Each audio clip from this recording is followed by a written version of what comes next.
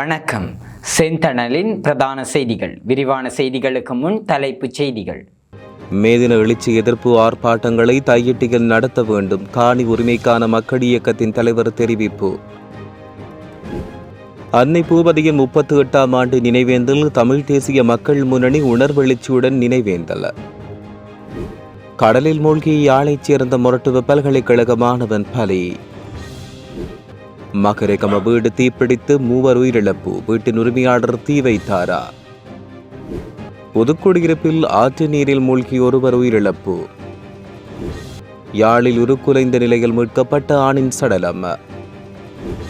ஒரே நாளில் யாழ்ப்பாணத்தைச் சேர்ந்த 2 பலி, 1 மொரட்டுவ பல்கலைக்கழக மாணவர். இலங்கையில் பயங்கரம், 2000 ரூபாவுக்காக இடம்பெற்ற படுகொலை. கட்டுநாயக்கவில் குஷ்போதைப்புடன் 2 வெளிநாட்டவர்கள் கைது. தயவு செய்து அவதானமாக இருக்கவும், முழு இலங்கைக்கும் சிவப்பு எச்சரிக்கை.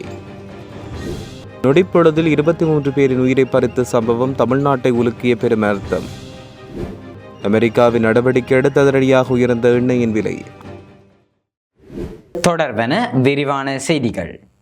மே 1ஆம் தேதி அன்று தமிழ் தேசிய கட்சிகள், பொது அமைப்புகள் தாங்கள் மேற்கொள்ளும் வளமையான மேதின எழுச்சி கூட்டங்கள், எதிர்ப்பார்ப்பாட்டங்களை தையட்டிகள் நடத்துமாறு காணி உரிமைக்கான மக்கள் இயக்கத்தின் தலைவர் ரத்தினசிங்க முரளிதரன் தெரிவித்தார். அவர் இன்றும் வடமராட்சி கிழக்கில் ஊடகங்களுக்கு கருத்து வெளியிட்ட போது இவ்வாறு தெரிவித்தார். எதிர்வரும் மே 1ஆம் தேதி தொழிலாளர் தினமாகவும் சித்திரை பௌர்ணமியாகவும் சிங்கள மக்களின் பௌர்ணமி தினமும் இடம்பெறுகின்ற ஒரு முக்கிய நாள். அன்றைய நாளில் வடக்கு கிழக்கு தழுவிய தமிழ் தேசிய கட்சிகள், செயற்பாட்டாளர்கள், பொது அமைப்புகள் வழமையாக மே 1 அன்று நடத்துகின்ற எழுச்சி போராட்டங்கள், எதிர்ப்பு ஆர்ப்பாட்டங்களை தையட்டி விகாரைக்கு எதிராக மேற்கொண்டு பாரிய எதிர்ப்பாக வெளிக்கொண்டு வருமாறு காணி உரிமைக்கான மக்கள் இயக்கத்தின் தலைவர் ரத்தினசிங்க முரளிதரன் தெரிவித்தார். மேலும் தையிட்டி காணி விடுவிப்பு என்று அளவீடு செய்ய மேற்கொண்ட விடயம் ஒரு ஆச்சரியமான விடயம். ஏற்கனவே காணிகளை விடுவிக்கும் போது அவை நில அளவீடு செய்து மாவட்ட செயலாளரிடம் கையளிக்கப்பட்ட பின்னரே அது உரிய காணி உரிமையாளர்கள் வழங்கப்படுவது வழமையாக இருக்கிற போது இம்முறை தையட்டி காணியை விடுவிப்பதாக கூறி காணி அளவிட முயற்சி ஒன்று இடம்பெறவிருந்ததாகவும், அவ்வாறு இடம்பெறும் போது மக்கள் எதிர்த்து காணி அளவீட்டை தடுத்தால் காணி விடுவிப்பை மக்கள் தடுத்தார்கள் என்ற காரணம் காட்டி அதை அபகரிப்பதற்கான சூழ்ச்சியாக இடம்பெற்றிருந்ததாகவும், காணி அளவீடு செய்ய சம்மதித்த நிலையில் சூழ்ச்சி பலிக்காத நிலையில் தையட்டி விகாரையின் விகாராதிபதி ஊடாக பலாலி காவல் நிலையத்தில் முறைப்பாடு பதிவு செய்து காணி அளவீடு செய்வதை தடுக்க நடவடிக்கையில் அரசாங்கம் ஈடுபட்டதாக அவர் குற்றச்சாட்டொன்றை முன்வைத்துள்ளார். இந்திய இராணுவத்துக்கு எதிராகவும் அவர்களின் அடக்குமுறைக்கு எதிராகவும் 31 நாட்கள் சாகும் வரை உண்ணாவிரதம் இருந்து உயிர் நீத்த தியாகத்தாய் அன்னை பூபதியின் 38ஆம் ஆண்டு நினைவேந்தல் நிகழ்வின் இறுதி நாளான நேற்று மட்டக்களப்பு வீர விளைநிலம் முனைக்காட்டில் மிகவும் எழுச்சியுடன் நினைவெழுச்சி இடம்பெற்றது. நிகழ்வில் அன்னையின் திருவுருவப்படத்துக்கு பொதுச்சுடர் ஏற்றி மலர் மாலை அணிவித்து மலர் அஞ்சலி செலுத்தப்பட்டது. இந்நிகழ்வில் தமிழ் தேசிய மக்கள் முன்னணியின் தேசிய அமைப்பாளர் தர்மலிங்கம் சுரேஷ், கட்சியின் உறுப்பினர்கள், பொதுமக்கள் என ஏராளமானோர் கலந்து கொண்டனர். கொழும்பு மகரகமவில் 2 மாடி வீடொன்றில் ஏற்பட்ட தீ விபத்தில் 3 உயிரிழந்த தகவல் வெளியானது. வீட்டின் மேல் மாடிக்கு வீட்டின் உரிமையாளர் கடந்த 18ஆம் தேதி இரவு தீ வைத்ததில் ஒரே குடும்பத்தைச் சேர்ந்த தாயும் மகளும் தீ வைத்த வீட்டின் உரிமையாளரும் உயிரிழந்தனர். சம்பவத்தில் பாதிக்கப்பட்ட சிறுமியின் தந்தை கழுபவில வைத்தியசாலையில் தீவிர சிகிச்சை பிரிவில் அனுமதிக்கப்பட்டு சிகிச்சை பெற்று வருகிறார். சம்பவ இடத்தில் பெட்ரோல் வாடை வீசியதாக தெரிவித்த போலீசார் வீட்டின் உரிமையாளர் மேல் மாடிக்கு பெட்ரோல் ஊற்றி தீ வைத்ததாகவும், இதன்போது அவரும் தீ விபத்தில் சிக்கியதாகவும் தெரிய வருகிறது. குறித்த வீட்டின் மேன்மாடியில் வாடகைக்கு வசித்து வந்தவர்களும் வீட்டின் உரிமையாளரும் இடையில் அடிக்கடி தகராறு இடம்பெற்று வந்த நிலையில் அதன் விளைவாக தீ வைத்திருக்கலாம் என்றும் நம்பப்படுகின்றது. முல்லைத்தீவு புதுக்குடியிருப்பு பிரதேசத்துக்குட்பட்ட பேராற்று பகுதியில் குளித்துக் கொண்ட இளைஞர் ஒருவர் நீரில் மூழ்கி உயிரிழந்தார். இந்த சம்பவம் நேற்று மாலை இடம்பெற்றுள்ளது. புதுக்குடியிருப்பு 10ஆம் வட்டாரத்தைச் சேர்ந்த 20 வயதுடைய இளைஞரே சம்பவத்தில் உயிரிழந்தார். சம்பவம் தொடர்பிலான விசாரணைகளை புதுக்குடியிருப்பு போலீசார் மேற்கொண்டு வருவதாக தெரிவிக்கப்படுகின்றமையும் குறிப்பிடத்தக்கது. வலிகாமம் கிழக்கு பிரதேச சபைக்கு முன்னால் உள்ள வீதிக்குள் காணப்படும் வயலிலிருந்து ஆண் ஒருவரின் சடலம் உருக்குலைந்த நிலையில் நேற்று மீட்கப்பட்டது. சடலமாக மீட்கப்பட்டவர் யார் என்று தெரிய வராத நிலையில் அவருக்கு அந்நிலவாக 50 வயது இருக்கும் என்று தெரிவிக்கப்பட்டுள்ளது. அவரது சடலம் மீட்கப்பட்டு உடற்கூற்று பரிசோதனைக்காக யாழ்ப்பாண போதனா வைத்தியசாலையில் வைக்கப்பட்டுள்ளது.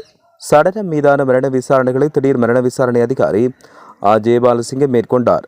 அவரின் சடலம் மீதான மரண விசாரணைகளை தொடர்ச்சியாக மேற்கொண்டு வருவதாக தெரிவிக்கப்பட்டுள்ளது. 2 இடங்களில் இடம்பெற்ற நீரில் மூழ்கிய சம்பவங்களில் 2 உயிரிழந்ததாக போலீசார் தெரிவித்தனர். நேற்று பெந்தோட்டை மற்றும் காங்கேசன்துறை போலீஸ் பிரிவுகளில் இந்த அனர்த்தங்கள் இடம்பெற்றன. பெந்தோட்டை கடற்பரப்பில் நீராடிக் கொண்டிருந்த ஒருவர் நீரில் மூழ்கி உயிரிழந்துள்ளதாக பெந்தோட்டை போலீசாருக்கு கிடைத்த தகவலின் அடிப்படையில் விசாரணைகள் ஆரம்பிக்கப்பட்டுள்ளன. உயிரிழந்தவர் யாழ்ப்பாணம் சுன்னாகம் பகுதியைச் சேர்ந்த 25 வயதுடைய இளைஞர் என்று தெரிய வந்துள்ளது. இவர் மொரட்டுவ பல்கலைக்கழக மாணவர் என்பதும் ஏனைய மாணவர்களுடன் நீராடிக் கொண்டிருந்த போது இந்த விபத்து இடம்பெற்றதாக தெரிய வருகிறது. இதேவேளை காங்கேசன்துறை போலீஸ் பிரிவுக்குட்பட்ட கீரிமலை கடற்பரப்பில் நீராடிக் கொண்டிருந்த ஒருவரும் நேற்று உயிரிழந்தார். உயிரிழந்தவர் தெல்லிப்பளை பகுதியைச் சேர்ந்த 42 வயதுடையவர் என்று தெரிவிக்கப்பட்டுள்ளமை குறிப்பிடத்தக்கது.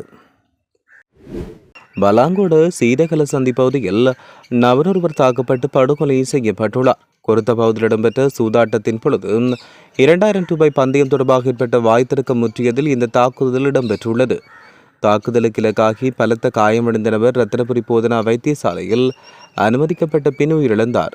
உயிரிழந்தவர் சீதகல பலாங்குடியைச் சேர்ந்த 52 வயதுடையர் என்று தெரிவிக்கப்பட்டுள்ளது. பெருந்தொகை குஷ் போதைப் பொருளை நாட்டுக்கு கடத்த முற்பட்ட 2 வெளிநாட்டவர்கள் கட்டுநாயக்க விமான நிலையத்தில் வைத்து இன்று அதிகாலை கைது செய்யப்பட்டனர். கைதானவர்கள் இந்தோனேசியாவைச் சேர்ந்த 22 வயதுடைய இளைஞனும் 30 வயதுடைய யுவதி என்றும் தெரிய வருகிறது. இவர்கள் இந்த போதைப் பொருளை தாய்லாந்தின் பாங்காக் நகரிலிருந்து கொள்வனவு செய்து இந்தியாவின் பெங்களூர் நகருக்கு கொண்டு சென்று அங்கிருந்து கட்டுநாயக்க விமான நிலையத்துக்கு வந்தனர். இவ்வாறு கைப்பற்றப்பட்ட போதைப் பொருட்களின் பெறுமதி சுமார் 6,40,10,000 ரூபாய் என்று மதிப்பிடப்பட்டுள்ளது. 2 பயணப் பொதிகளுக்குள் 5 பொதிகளாக பொதியிடப்பட்டு மறைத்து வைக்கப்பட்ட 5 கிலோ 400 கிராம் எடையுள்ள குஷ் போதைப் பொருளை இவ்வாறு மீட்கப்பட்டுள்ளது. முழு இலங்கைக்கும் கடும் மின்னல் தாக்கம் தொடர்பில் சிவப்பு எச்சரிக்கையை வளிமண்டலவியல் திணைக்களம் விடுத்துள்ளது. அதன்படி நாட்டின் அனைத்து மாகாணங்களிலும் உள்ள மக்களையும் இந்த எச்சரிக்கை தொடர்பில் தயவு செய்து அவதானமாக இருக்குமாறு அறிவுறுத்தப்பட்டுள்ளது.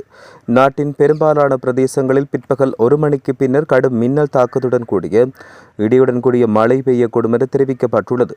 இடியுடன் கூடிய மழை பெய்யும் போது அந்த பிரதேசங்களில் தற்காலிகமாக பலத்த காற்று வீசக்கூடும். மின்னல் தாக்கத்தால் ஏற்படுகின்ற பாதிப்புகளை குறைத்துக் கொள்ள தேவையான முன்னெச்சரிக்கை நடவடிக்கைகளை மேற்கொள்ளுமாறும் பொதுமக்கள் அறிவுறுத்தப்பட்டுள்ளனர். இனி சர்வதேச செய்திகள். தமிழ்நாட்டின் விருதுநகர் மாவட்டம் கட்டனார்பட்டியில் உள்ள பனேஜா பட்டாசு ஆலையில் நேற்று ஏற்பட்ட பயங்கர வெடிவிபத்தில் சிக்கி 23 பேர் உயிரிழந்தனர்.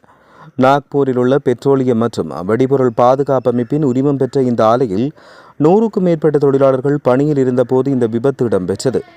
மூலப்பொருட்களை கையாளும் முன் வீட்டின் முன்னறை பகுதியில் ஏற்பட்ட வெடிப்பு அடுத்தடுத்த அறைக்கும் பரவி கட்டடங்கள் தரைமட்டமாகியுள்ளதாக தெரிவிக்கப்படுகிறது. உலக வர்த்தக சந்தையில் எண்ணெய் விலைகள் இன்று உயர்வடைந்துள்ளன. அமெரிக்கா ஈரான் கொடியுடன் சென்ற சரக்கு கப்பலை தடுத்து கைப்பற்றியதாக அமெரிக்க ஜனாதிபதி டொனால்ட் ட்ரம்ப் தெரிவித்ததை அடுத்து இந்த உயர்வு ஏற்பட்டது. அதில் ஹோர்முஸ் கடலினை வழியாக செல்கின்ற வணிக கப்பல்களுக்கு மீண்டும் கட்டுப்பாடுகள் விதிக்கப்பட்டுள்ளதாகவும் அந்த வழிக்கு நெருங்கும் எந்த கப்பலும் தாக்கப்படும் என்றும் ஈரான் கூறியது. இதன் விளைவாக எண்ணெய் விலைகள் அதிகரித்துள்ளன.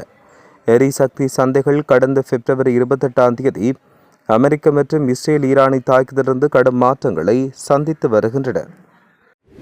இத்துடன் செய்திகள் நிறைவடைகின்றன. வணக்கம்.